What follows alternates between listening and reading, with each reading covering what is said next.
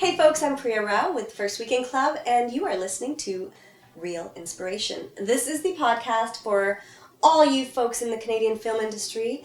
We're talking to the best and brightest talent we've got, and I'm so excited to be talking to this lady beside me here, Miss Jess Salgueiro. Welcome. Thank you. Happy to be here. And it's so nice to have you because you're our first female guest. Really? Yeah, you are. Woo! I know. That's a big title. All right. It's a big title, the Big first. shoes to fill. I got this. I am so envious of the hair, first of all. So off topic, but just, it's killing me. Thanks. I finally feel like I've embraced it. Yeah. It takes a while, doesn't it, to just accept ourselves and parts of ourselves for what it is? And to just, like, go with what you got, you know? Yeah. Oh, I could go really deep into that. Oh, I know we I could go really deep into that. We're going to use that as a metaphor for our absolutely. chat, though. Absolutely. Now, a lot of people, and we were talking a little bit before we started the interview, the people that we've been talking to are really senior, sort of, they've been in the industry for a long time. They have really long careers. What's really cool about you is that it seems like your career has just been the last 5 years from 2015 because you've just been working nonstop, constantly. TV, film, American productions, Canadian productions, sci-fi, comedy, drama, everything. You're just everywhere and doing it all. But that's not quite the story, is it? It's not like you just jumped on the scene in 2015. No, and I think that's actually a really important thing to make clear. And I've said it before to young actors that I know. I'm like, yeah, it may appear that it happened easily and quickly or whatever. I had my own theater company throughout my early to mid-20s, which I hustled for. I was doing unpaid theater for 10 years. And even like, I've been working since 2015. It can look like that on paper. Like, yeah, I probably got my first TV gig then, but I was still working as a server. Like, I was working as a server for like 10 years. The age-old story of serving on the side while you're going to auditions whenever you can, right? Can you cover my shift? Oh, exactly. Yeah. I still feel like I'm hustling. I think I'll always feel like I'm hustling, actually. But yeah, it's been incremental. Because even, I got my first TV gig in 2015, let's say. It was probably like one line. Right. And then I got something where I had a few more lines. Then I got a recurring that, I only had like one line an episode because I was a nurse on a show and my line would be like, follow me. And that would be it. So. How do you prepare for that? Like, those gigs are actually the hardest. They are. Yeah. I had a friend on set with me recently. It was her first TV gig, and she had one line in the scene, and she was nervous about it. I think also because what makes those parts difficult is the director often, you can feel like the director is ignoring you. Right. And it's not that they're ignoring you. Yeah. It's because they have so many things to think about. Yeah. Also, often the story isn't about you, it's about the lead or whatever, right? You're kind of supplemental to the scene. And so there's so many obstacles to work with. Which you wouldn't think. It's just one line. Yeah. No, it's the worst. And I remember I'd be like, thinking in my head, I'm like, okay, follow me, or follow me. Follow me. Follow me? I do it, and I trip out because I'd be focusing so much on this one line, and I don't have like a whole arc of a character to think about, especially if it's just one episode. I don't have a whole thing to think about. Anyway, so I just have so much empathy for those gigs, and I know you can spiral after, because I've spiraled, being like, oh my god, like, I did it wrong, I'm never gonna work again, I couldn't get my one line, and now having like bigger roles and more clear of an arc and more meat to play with, I'm like, oh my god, what a luxury. Like, I actually kind of know who my character is. Like, there's so much more evidence in the script to work with. I have momentum. I have the director paying attention to me. Yeah. Ugh. Anyway. What a luxury. What a luxury. Did you know that I used to be an actor? Okay, yeah. So I noticed that you were on Orphan Black, and I had a small recurring part on that the first season, and then, sort of ended in the second season. Did you die? No, I wasn't important enough to be killed off. Oh, come on. I was one of the soccer moms in Allison's life. That's amazing. She was such a snotty little bitch. I love that character. It came very naturally to me. Oh, wow. My character. What does that mean about you? I don't know. I'm a good actress.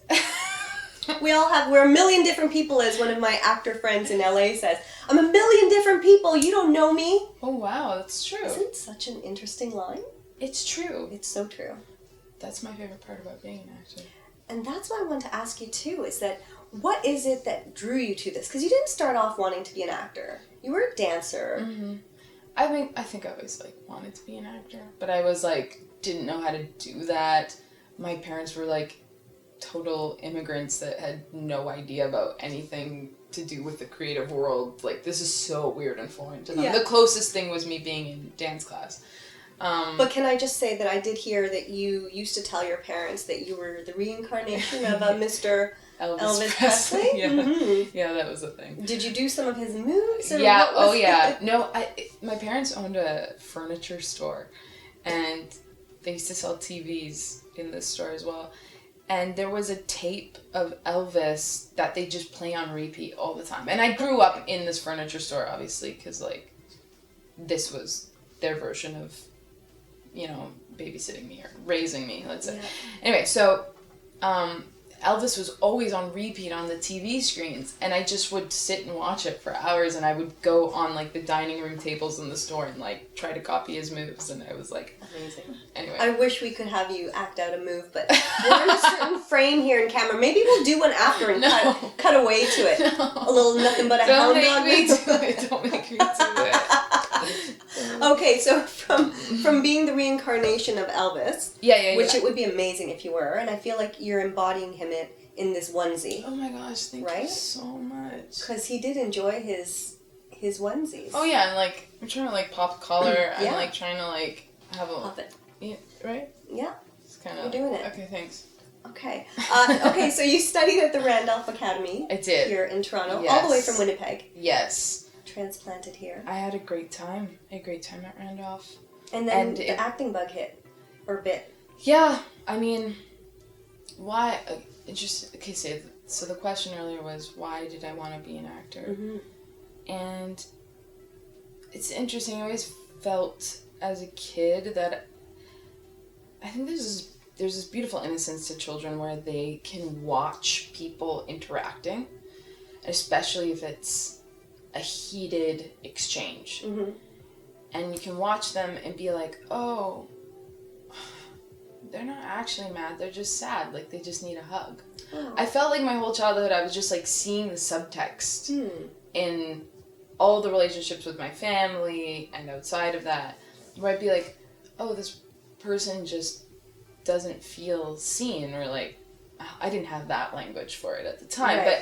But I always just felt like I was always just kind of seeing the layer underneath. And honestly, that's part of what's always fascinated me about being an actor is knowing actually the truth. Right. The things that we cap everything with. The things that yeah, I'm totally fine. And I just always thought it was interesting to be that person's breath is short and they're repeating it to themselves really. Oh, they're actually nervous.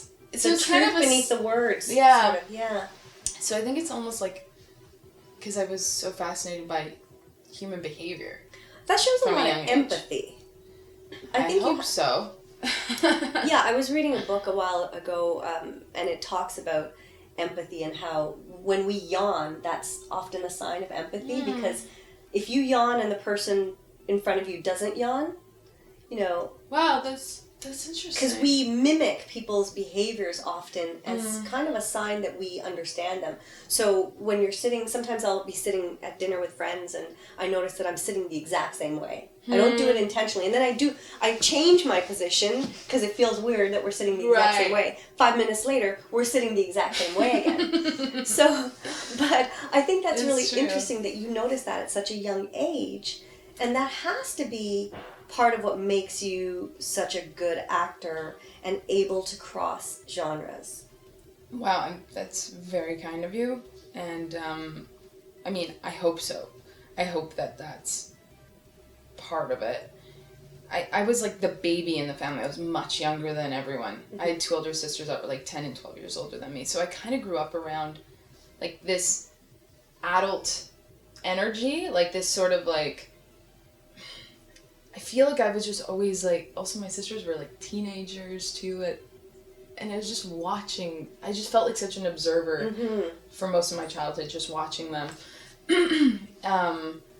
But also, they said that I was always trying to like make them laugh too. Like I feel like I was trying to diffuse tension in my house, because there's a lot of tension in my house.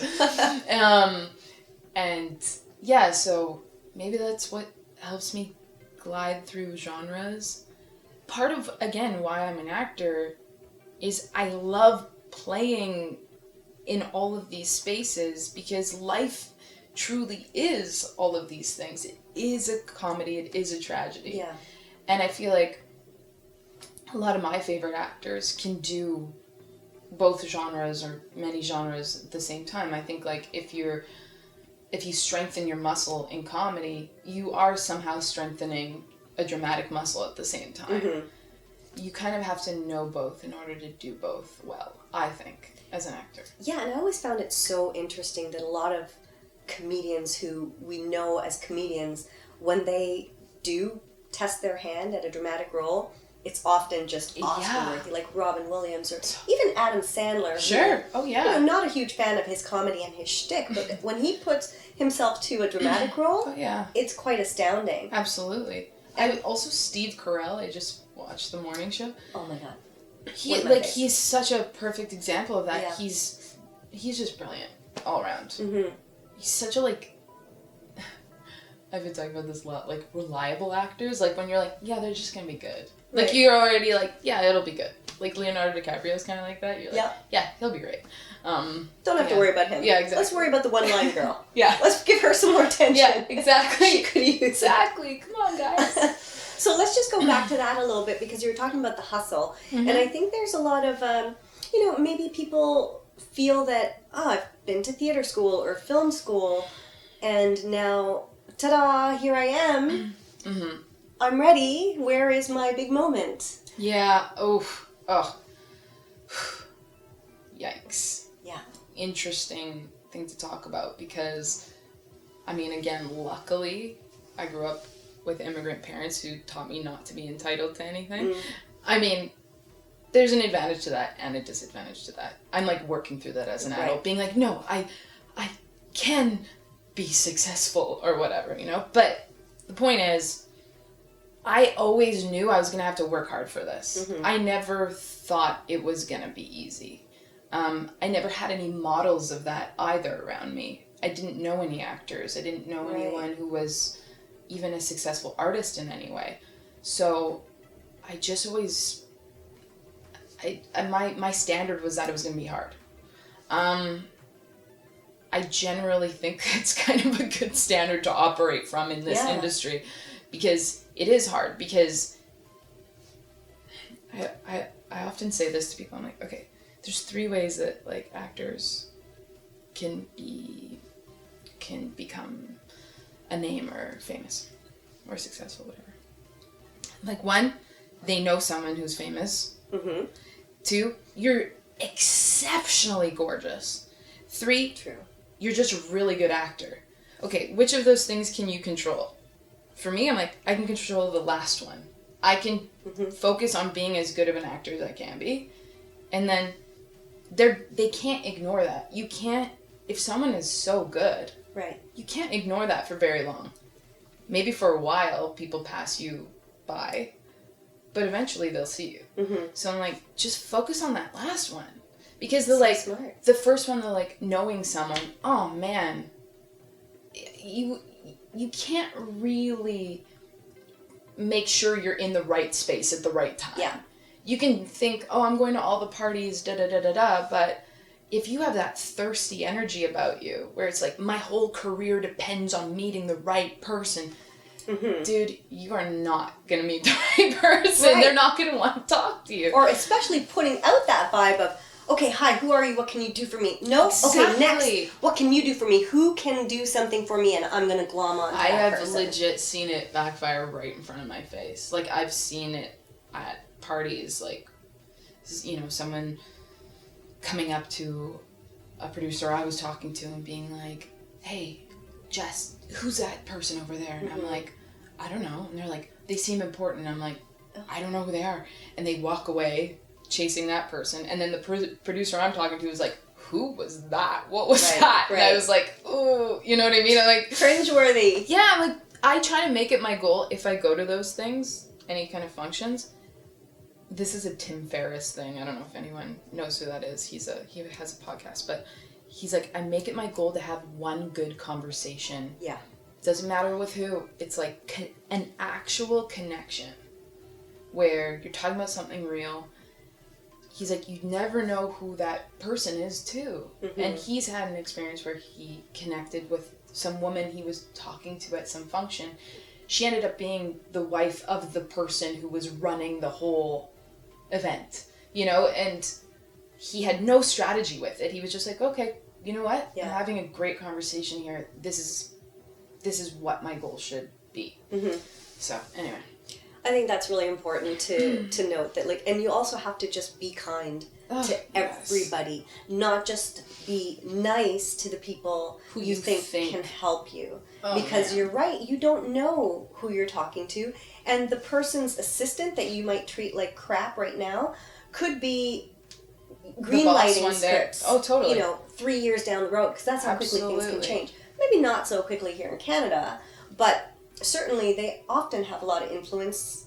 Oh yeah. Even as assistants, so you just gotta be nice. Like, absolutely, assistants to casting directors, assistants to agents, and like those are the people that become the casting director and the agent at some point. So yeah.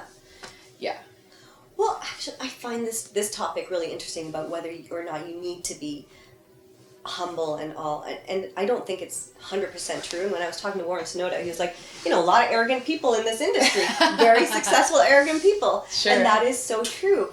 But I think it's harder to get there nowadays if you're arrogant, unless you do know somebody or are just really well connected, because who wants to work with that? I completely agree with that. Honestly, a lot of people, like my family or like people who aren't in the industry, will be like, oh my gosh, do you meet like really, you know, diva actors? And I'm like, not really. It's like, I feel like the more higher profile people I've started to work with are actually so humble. Isn't that so interesting? And totally, so generous. Exactly. Like, you know, yes, they like, some of them are like, I want, you know, my thing like this, but it's not out of, they're not being unreasonable.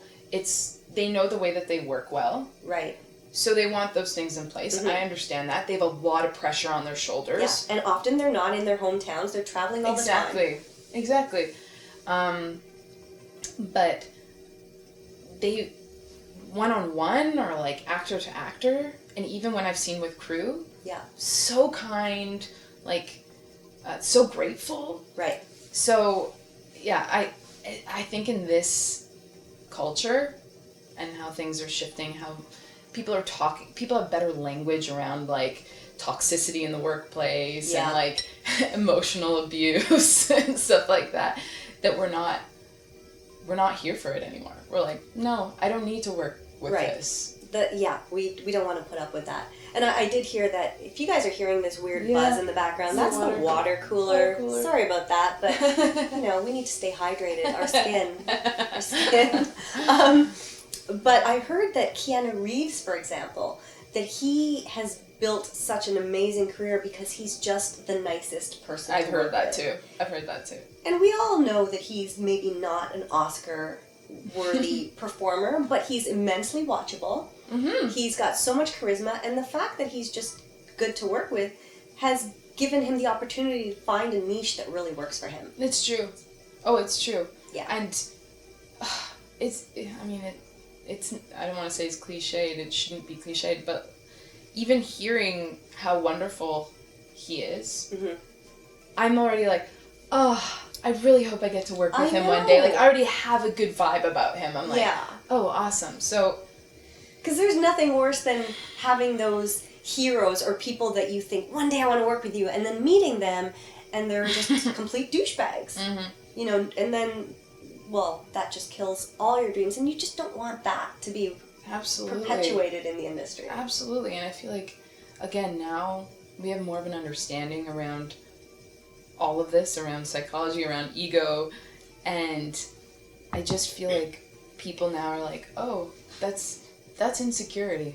Like, that arrogance is often insecurity, and can see through it a little bit clearer. No time for that. No time for that. Let's talk about the craft a little, because I'm so curious. Now, first of all, I got to mention some of the shows and movies that you've been on. Some of the shows, just to show the complete variety of genres that this lovely young lady beside me can, kind of flex her muscles in. She does sci-fi with The Expanse and Jupiter's Legacy. Well, would you call Jupiter's Legacy sci-fi or more? It's interesting. I mean, it's based on a comic book, right? So there's superheroes. So there's fantasy, a lot of action elements. Maybe, kind of. I don't know what the term is now. I mean, I did The Boys also, which is the same. That's the same kind of genre. Yeah. I'd say, I think there's a genre called superhero genre. Okay, it's sort so we're of going like to say that. superhero. Okay. The superhero genre. Yeah. Also The Boys, which you mentioned, another Amazon show. Then you've done, I also already mentioned Letterkenny, Orphan Black, but Workin Moms. Yeah. On the comedy side. And then let's go to films. Mary Goes Round. Was that your first feature? It wasn't my first feature, but it was my first feature that was in TIFF. It was my first feature that was like at a big festival. Right. Yeah. Okay, and then more recently, Mouthpiece. Yeah. Which we actually got to speak to Patricia Rosma. Oh. One of my coworkers was speaking with her and a couple of the cast. Nice. A few months ago. So amazing director, and also was at TIFF last year. Yeah. 2019. What was that experience like working with her? Amazing. That whole experience was really special. It was so special. Because Mouthpiece was a play that Amy Nosbakken and Nora Sadava had written that had done really well in Toronto and in Edinburgh. And Patricia Rosma just had seen the play, loved it, and one day took them out for coffee and was like, I think I can make this into a movie. Which is just, if you know Amy and Nora, it's so amazing and so kind of funny because they are performance artists, like true theater artists. Like Amy went to Jacques Lecoq school in Paris. Like she is a movement artist. They didn't want to be movie stars at all. Right. But they agreed. They adapted it to the screen. And working with them was so amazing because they have the work ethic and the truth of theater artists, and none of the tricks that sometimes you can adapt with being a TV and film. What does that mean? What kind of tricks? I mean, okay, for example, this isn't really a trick, but let's say saving your energy. Okay. Which I think is a legit thing at times. Let's say they're off camera. Right. So if you're it's my coverage. Yeah. And they're just throwing it away. Yeah, they don't have to completely bawl their eyes out in front of me. I could still do my job without them having to give me everything. Yeah. But because they aren't, whatever, they hadn't been on a set before and had the experience of like, okay, maybe you should save some of it for your coverage. They're giving me everything all the time. It was so inspiring. I was like, oh shit. Like, if I ever get lazy, like, this is a reminder to not, because they had so much on their shoulders. They're the leads in this film. They'd written it. There was so much, they had so much invested in it. Yeah. And still, in the moment to moment, were able to give me everything. And I was so moved by that. They're still really, really good friends of mine. And yeah, anyway, respect. Well, that's so much. so important too, don't you find, in the audition room? Like, having a good reader is everything. Yeah. So if you're ever an actor who gets the opportunity to be a reader in a casting session, please give it your all, because it is hard. Like, you're right, you can do your job, because that's what your job is to embody that character, regardless of who you're acting across, because it could be different acting across me or this person or that person, right? But it does make it so much more compelling when you're getting something emotionally off the other person, because it's a relationship. Oh yeah, totally. Yeah. Just thinking back to auditions where the reader isn't giving me very much. How fun is that? Good times. Also, I trained a lot in Meisner, and Meisner is about being moment to moment and truly reacting to what this person is giving you. So not getting too locked into doing anything a certain way, because it all depends on the relationship that's being created between you two. So sometimes if I go into an audition and I'm like, okay, like, this is really a moment where I'm gonna use some Meisner, and if the reader is just like, how are you today? I'm like, and me as a Meisner, like, being in a Meisner exercise with someone who was giving me nothing, I would get really upset. Like, I'd be like, you're giving me nothing here, kind of thing. And it's funny trying to, like, still do my audition while still feeling this sort of, like, truth of, come on! Yeah. I'm still kind of navigating that balance, actually. Is that the method? We were talking with, about Meisner with Charles Officer, actually, and it was interesting because he went to Neighborhood Playhouse in New York and studied that as one of the methods. Is that sort of your approach to acting? Part of it. Do you see how we're sitting identical now? Oh my gosh! See? Wow, we just said that. I just noticed that. No. Wow, it just happened. It's so true. Okay, so my process. There's definitely elements of Meisner. I train in Meisner still, and I do it mostly to keep my muscles really strong. Because the thing about it is, I always think of Meisner in this way of, like, let's say I was a soccer player. Meisner isn't playing soccer, it's going to the gym. It's just doing... I like that. It's just working your muscles. Working your emotional muscles, expanding your range, freeing up anything, getting past certain patterns that you're doing, or default settings that you might be on that you forget that you're on. But then when it actually comes to preparing the role, I do still do a lot of my, like, theater school stuff where it's like, okay, what do I want out of this scene? Okay. Who am I talking to? That's a big thing to me. I need to be really clear on the relationship. And then when I go in for an audition or I'm doing a self-tape, there's a bit of Meisner that comes in for sure. I try to, obviously have built the person I'm talking to in terms of actually the story. And then the Meisner comes in and being like, in the in-between, in these little moments, where can I actually have something that's really alive? Like a spark that's really alive with my scene partner. I loved the way that my teacher talked about it. He talked about Meisner as being kind of like a 2-year-old toddler. And how 2-year-olds are happy one minute and then they're throwing a tantrum the next. They're just feeling what they're feeling every moment. And you cannot tell them that, no, you got to be happy right now. So that's what I always thought was so interesting about that approach to acting, is that even if the line says, and she smiles, and says whatever, you're gonna regret what you're doing today. You don't necessarily have to do that because you may not feel that in that moment. Mm-hmm. And I think a lot of actors probably stick really to the script notes. Yeah, I've started to completely, even breakdowns, honestly, I try not to read them that much. Oh. I'll usually read it, but I'll try not to keep consulting it. Right. Because what they want to see is you. They honestly do. They want to see something authentic. And if I start to think about what they want, I'm lost. I know that in myself. I start to be like, oh, but what are my instincts here? Mm-hmm. So I often just try to be like, okay, that's what that says, but let's just look at what these words inspire in me.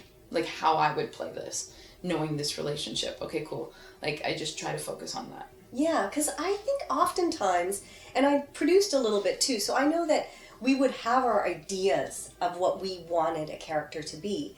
And then somebody would come in the room and you'd think, oh, well, we were thinking a blonde with long flowing hair, and this brunette comes in with like a pixie cut, and oh my god, they're being aggressive when we thought we wanted soft, and it's amazing. So you don't really ever know, even as a producer, unless you're writing a part with somebody in mind. Mm-hmm. Mm-hmm. So I think that would maybe give actors out there a bit more freedom to bring themselves to the part, like you said. Absolutely. Because that's all you can really do, right, as an actor? Again, exactly. That's all you can do.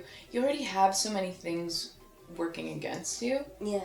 That just be the champion of yourself and your instrument. And like we said about the hair earlier, like bringing it back, it's like full circle. just work with what you got. Work with what you got. Stop trying to be somebody else. That's a big thing that I wish someone told me earlier was, like, no one's path is your path. Stop trying to walk someone else's footsteps.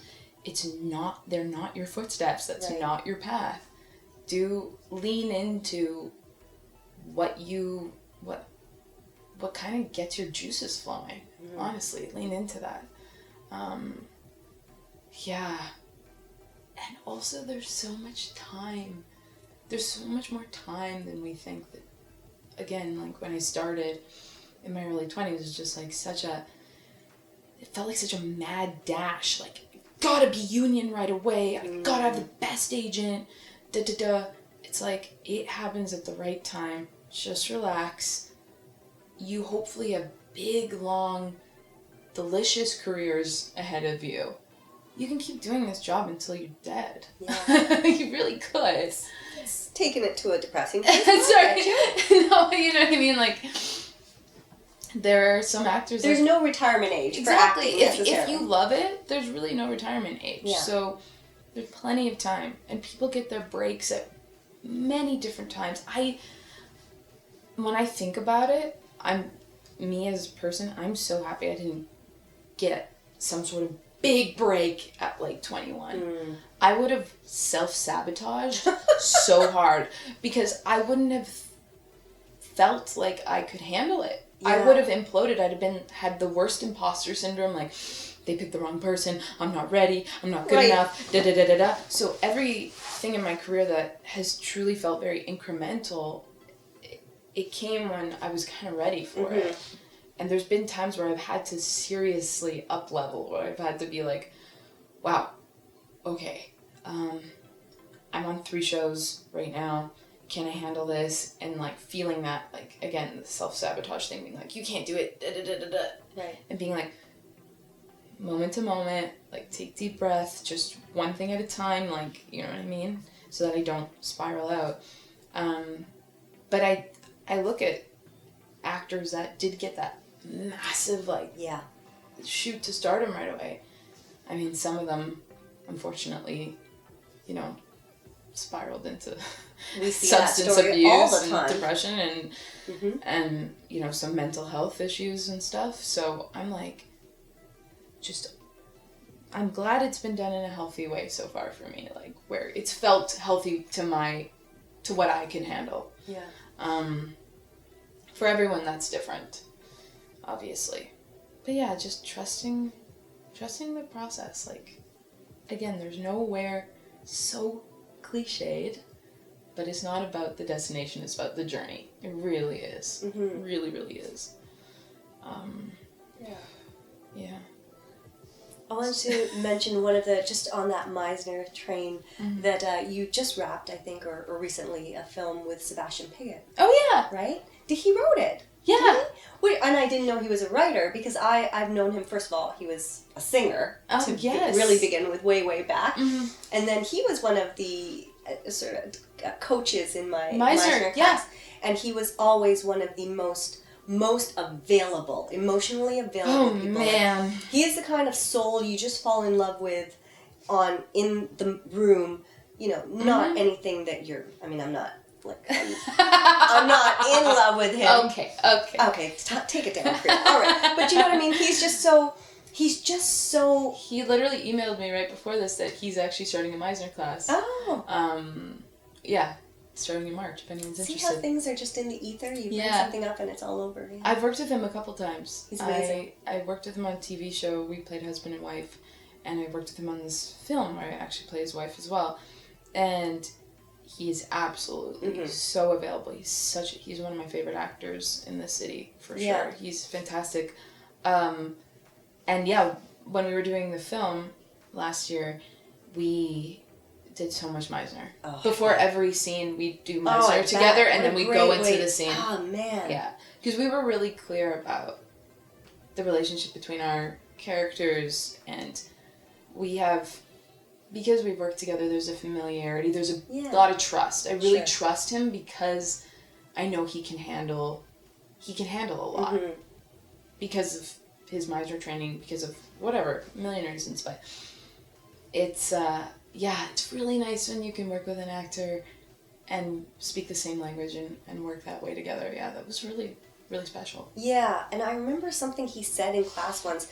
He was talking about being at a party where, I can't remember the exact thing, but somebody else said to him, you actors, you're just so emotional all the time. And he was probably like, yeah. And he was like, yeah. Love it. That's kind of what you need to be a good actor. You can't be a good actor if you're not an emotional person, or if you're not willing to let yourself be seen as an emotional person. That's our job. We don't want robots, right? Absolutely. I feel like that's why people love watching movies. Yeah. Is, oh my gosh, that person just gave me permission to be emotional as well, or gave me permission to feel this vulnerability. Mm-hmm. And for me, I seriously think that that's a really important position. Like, yes, we're not brain surgeons literally saving lives, but in a way, like, that's the responsibility I think that actors should be aware of, is like, you are a vessel.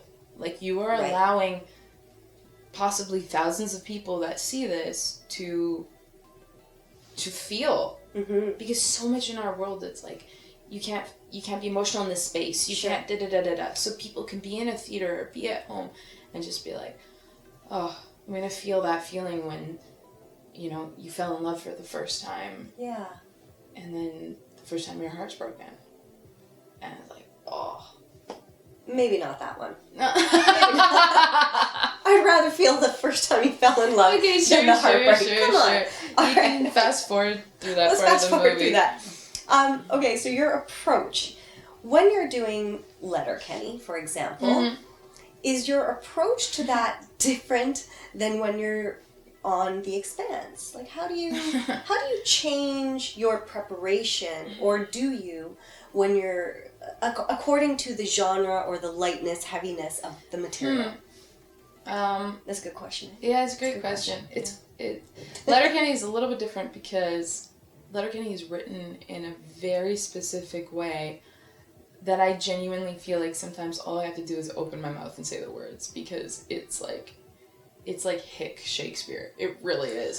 It's so well done. There's a rhythm to it. So much of the humor is genuinely in the timing, the rhythm. And yeah, I guess with comedy, I just actually wrapped a pilot yesterday. That was a comedy pilot. And I was thinking about it, about preparing. I hadn't done comedy in a while. I'd been doing a lot of like dramatic stuff last year. And I was like, it's interesting. My process feels a little bit different with this.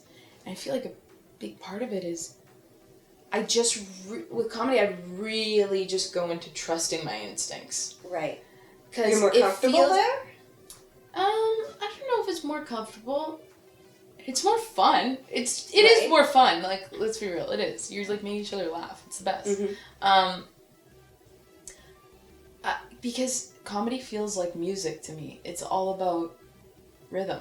Yeah. It's all about timing. And so there's some sort of like, it's not a trance, but there's something I just go into where I go like, just feel the rhythm. Just feel the rhythm. Like dancing. Right. If I get too in my head about it, I destroy Kill it. You'll kill them. Yeah. Yeah. I just have to kind of, that process is actually way more about relaxing. Being like, okay, just trust. See your partner, right? It also feels like theatrical too, because I was so trained in theater. It's about like the audience too. With comedy, I really feel like the audience is there with me. Yeah. And so I'm aware of that. I'm like a bit more aware of the camera, not in like the camera's their way, but I'm like, I want to bring them into the joke with me. Yeah, that it does feel different than, let's say, The Expanse. The Expanse was way more about preparation, way more about... I'm really trying to feel what it is. Yeah. It is about trusting myself, but it's a different thing. It's not about listening to the music. It's about stakes. It's about a bit more about my intentions, about what I need from this person, all my baggage, my hang-ups about certain things in my character's past, and boundaries that I can't cross, and that's a little bit, it's a different kind of work. Right. Yeah. Do you prefer one to the other? Not really, honestly. There are times in my life, right now it was really nice to do a comedy. Because you said you just come off a year of really heavy sort of work. Yeah. But I mean, I don't feel like I have a preference. I really don't. If I could keep doing both for the rest of my life, I will be so happy. I love that my career has shaped up in this way so far, where I've been able to do both. It's some magical thing that's transpired. I haven't felt typecasted in any way. Nice. What a gift. It is. It really is. I feel like people get to see me in different ways, and it's so fun. That's why I do this job. It's to explore all these parts of myself and in the big, in my humanity, but it's really like the humanity of all of us. Yeah. It's really beautiful, and it is so nice that you get to do all the things about the job you love. I know. But I'm sure that being a good person helps you to get hired in those cases, coming back again to that. Like, if you were a real diva, I'm sure that you would start to limit the kind of opportunities you were getting. Oh, yeah, for sure. Yeah. I mean, if I was a diva, I'd have been like, I don't need to audition for this, like, right. And then I'd never get the job, because they'd be like, yeah, you do need to audition. I'm like, okay. Of course, and I've gotten to work with a lot of the same people too. I mean, that's another part of it, is like, let's even say with Sebastian, because we worked so well together on the show, he asked me to come in and audition for his film, and right. It's just, it's building relationships. It is, but it's in a genuine way. It's exactly. Again, not in the way of like going to a party being like, okay, who can I talk to? But in a genuine, authentic, let's connect. you know, heart to heart, mind to mind. Yeah. You're in a movie right now called Canadian Strain. Mm-hmm. Jordi Sabah. Yeah. I was at Cannes a couple of years ago and he was talking about that film. No way. So I think this was before any casting had been done, but he was telling me the plot and it was very timely. Yeah. Because it was just pre-legalization. Yeah. So it was such a great idea, and you are the main character in that one. Yeah. What was that film like? Dancing. Oh man, Must talk have about been a fun. hustle. Talk about a hustle though, okay. because we did that on zero money. Like they had. I don't know if I should say, but we did on a very, very, very tiny budget. Well, it's Canadian budget anyways. It was all like a co-op, like none of us got paid. We were just like... Oh, actor co-op? Yeah. Yes. Really? Wow. Yeah. We were like... Impressive. Yeah, it was... Yeah, talk about, you know, Canadian film and like doing it with the resources we had and... But interesting to mention to some of the actors out there, the ACTRA has this great program called Totally. the co-op program, where you can pull a project together with friends in the union and do it without paying each other. Because, of course, we don't want to be working for free, but as long as 2 of the 3 key positions, actor, writer, director, producer, are ACTRA members, you can pull together a team and create your own project, which is amazing. So that's how you got involved. Yeah, yeah, that's how we did it. Very cool. I had, again, you know, I guess being able to have good relationships with people. I'd worked with Ashley before on a play. This is Ashley Rains. Ashley Rains, yeah. Then I think I had done a small part in one of their other films, but she just asked me to come read the script. They were reading it out loud for the first time. And afterwards, I said to them, I really like this script. I really like this character. And then, like, the next day or a couple days after, they're like, yeah, do you want to do it? And I was like, yeah, sweet. And I genuinely wasn't expecting that either. I just went to read it because this is always great practice to do as an actor. Also, to get to read the lead in a film. Yeah. And I had never played the lead in a film. So it was just, you know, a good experience for me in that way. But yeah, filming, man, super fun. Such good people. They picked a really great cast in terms of, like, everyone was just there to have fun, get the job done. There was no ego. Like, Colin Mockery plays my dad in the film. Amazing. He's the coolest dude ever. He's just like... Talk about successful people. Oh, yeah. And he is so Lovely, kind and generous. He's so generous with his time. Like, he never was like, okay, are we wrapping up here? And he was, like, flying to LA the next day to do Whose Line Is It Anyway? And he was just so chill. Never complained about anything. Oh, gross. Sorry. Sorry, okay. guys. It's okay. It's winter. Yeah, so it was a labor of love, and we, there was some really great people on that. Well, what I love is that you are pretty passionate about working in Canada. Yeah. And building a career here in Canada. Why? Because most people would probably use Canada as a stepping stone to Hollywood. Well, interesting, because I think that my career came about at a time where it has felt like a bit of a gold rush here in terms of lots of projects, lots of American projects here too. And I've been able to build a resume here in a way that I don't think I would have been able to in the States. Also, I had never felt entitled to Hollywood. Maybe massively because I'm Canadian. I remember being flown there once, the first time I ever network tested for something. And... That sounds so bougie. It is kind of bougie. Tested. They like fly you down, you get put up in a hotel. It's like so nice.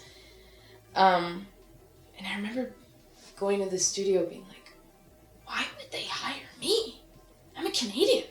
There's so many great actors here. Why did they hire me? They didn't hire me. However, I noticed in myself this like I was like, wow, I don't feel like I'm supposed to be here. I don't feel like this is where you go if you need to be a successful actor, I mean, there's also things around that I've had to unlearn, being like, you can work in the States. Like, of course you can. You could, live in LA if you wanted to, like being like, it's not inaccessible to you. You can have that if you want. And I actually do like LA more and more. The more I go down there, I really do. But yeah, I think it's just, I've been able to do the kind of characters and the kind of work I want to here, especially lately. And also, we have great talent here. I know we say it all the time, but we really do. We do. I was just at a callback in LA last week, and it's a show that films up here. And the producers were like, we were just in Canada doing auditions, and I'm blown away by the talent. She was like, I don't think she'd ever filmed in Toronto before, and she was like, you guys are just like on fire. I told the casting director, these actors might not get this part, but I'm gonna get them on the show. Like, they are so good. And I'm like, yeah, it's because we get a chance to audition a lot here. Yeah. Nowadays. And also, we've had to do those one-liners. Yes, so many times. On the American shows that come up here, and they just need to hire local for whatever. So, we've had this... Work that muscle. They work that muscle of experience. And I think English Canada is starting to put their fingerprint on film, which is really cool. Yeah. French Canada has always done it. Yeah. And done it so well. Done it so well. And really championed their filmmakers and their actors. English Canada, I feel like, is starting to do that a little bit more. I think we've always defaulted to the States, felt like we're like the little brother to the States, being like, well, our big brother's kind of like doing something cooler, so like, let's do what he's doing, whatever. I like this character. That's my 14-year-old boy. I love that 14-year-old boy. I got him in my back pocket. He comes out at least once a day. So I feel like there's this beautiful sort of thing happening where I'm meeting a lot of people that are like, no, this is a Canadian story. I'm not trying to pretend it's America. I'm not even trying to angle it in a way that it's more consumable to American audiences. It's like, I'm just going to tell the truth of this story. Like Mouthpiece was that. It was 100% in Toronto, set in Toronto. It was a story about two Torontonian, or actually really one Torontonian character. And so that makes me excited about continuing to do film here, for sure. And that's why First Weekend Club exists, really, is to let the country know that there is so much great talent here. And I think there's still a little bit of that feeling that, Canadian films are lesser than, or they're really a tour-driven, they're art house, they're not mainstream, or I'm not going to like it. But that has been changing so much over the last 15 years, and even more so over the last few. And just the kind of work that you've been doing is really indicative of the very current, and fun projects that are out there that are coming out of Canada. So just check it all out. You can check it out on our site. This is a total plug now for First Weekend Club, but firstweekendclub.ca. We list all the films that are running theatrically across the country. So if you've got a film coming out, reach out to us, because we want to support it. We want to get people to hear it. And we want to get people to know about all the amazing talent like you, Jess. Thank you so much. This has been such a pleasure. Thank you for doing this. This is so necessary. It really is. And we are so grateful. And it's just been so fun. I feel like we've known each other for years. I know, right? And now we're going to go off camera and do some karaoke. We're going to do some karaoke tonight, maybe. I'm down. All right, folks, that is the Real Inspiration Podcast, and this was Jess Salgueiro. Thank you so much. Thank you.